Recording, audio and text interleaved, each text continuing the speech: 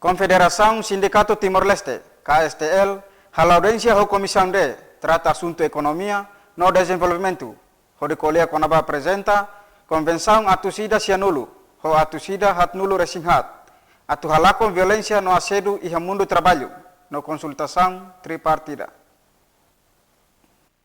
Foi remata a audiência presidente KSTL Almero Villanova va jornalista quarta a Parlamento Dehan, membro Conselho Nacional de Trabalho halo appointment ho objetivo atau apresenta Convenção Rua hanesan Convenção Atusida Sianulo homos Convenção Atusida Hatnulo Resinhat nune bele ratifica. Membro Conselho Nacional de Trabalho halo apontamento ho Comissão D.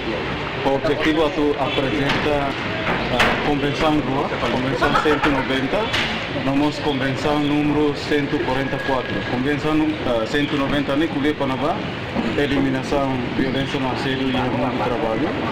Nós Convenção 144 colhe para consultação tripartida.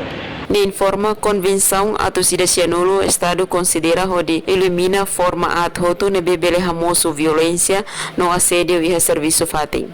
Tuirnia caso ne KSTL resisto hamuduk sanulo. Tambanema Convenção ne atau fortifica lei nacional hodi contra buat hotu ne be afeita hosi violência no assédio. Guilhermina Franco, STL News.